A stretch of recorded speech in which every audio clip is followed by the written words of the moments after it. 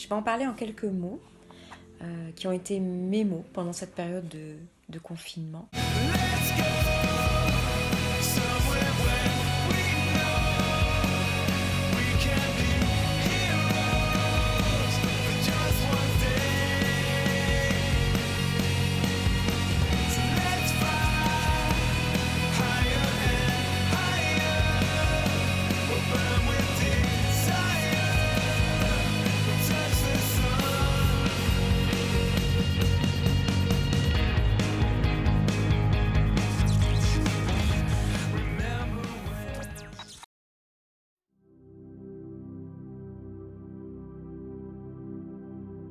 J'ai eu la joie, j'ai connu le partage, la sensation d'être utile, d'être à ma place, de contribuer grâce à mon travail.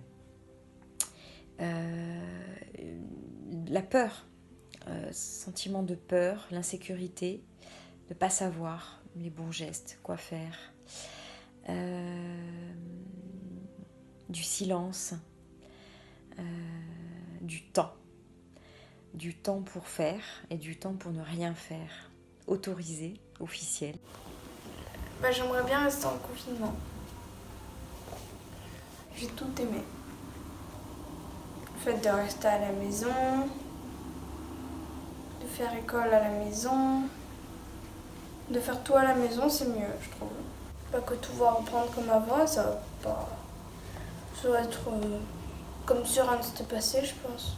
Conscience, prise de conscience, conscience de chacun de nos gestes, de ce qu'on peut transmettre ou pas, de chaque échange. La conscience sur nous-mêmes, conscience sur ce qu'on est en train de vivre, comment on le vit, où on vit, avec qui on vit. Et la solidarité.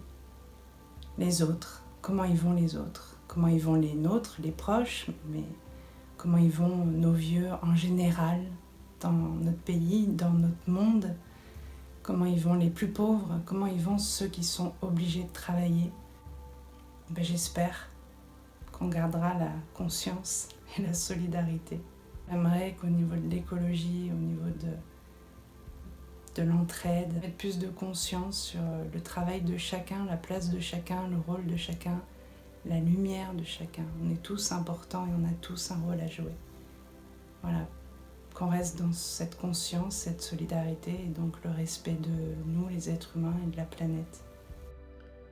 Le confinement, le déconfinement, pour moi, je ramène toujours à moi en fait. Qu'est-ce que ça veut dire être confiné à l'intérieur de moi? Qu'est-ce que ça veut dire être à l'extérieur de moi? Comment je peux être dans le monde extérieur en étant toujours connecté à moi à l'intérieur? Voilà. Et en fait, le confinement m'a permis d'aller voir aux confins de moi-même. Et le déconfinement, je suis en train d'apprendre à rester en contact avec moi-même tout en étant en contact avec l'extérieur. Alors moi, le confinement, ça a été assez magique parce que c'est un moment où on peut se retrouver et on peut se retrouver et se regarder en face. Et ça fait pas si peur que ça, en fait. C'est plutôt accessible alors que j'avais peur que ce ne le soit pas. Donc j'ai trouvé ça assez magique qu'au final, tout va bien, même s'il n'y a pas grand-chose. Ça m'a fait du bien, ça m'a recentré.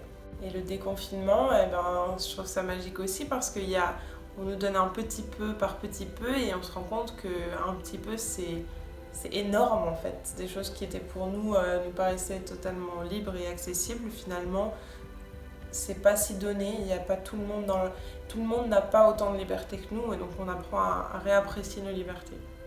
Si on occulte les problèmes de cheveux qui n'arrêtent pas de pousser, je crois qu'on est confronté à des choses que l'on ne maîtrise pas. Il y a beaucoup d'événements, de choix, de décisions qui ne nous appartiennent pas, de faits sur lesquels on a très peu de prise. Et je crois que cette situation est l'opportunité d'un très bel exercice pour nous d'apprentissage de notre présence à l'instant. C'est l'occasion justement de faire ce travail d'acceptation des choses qui se présentent à nous.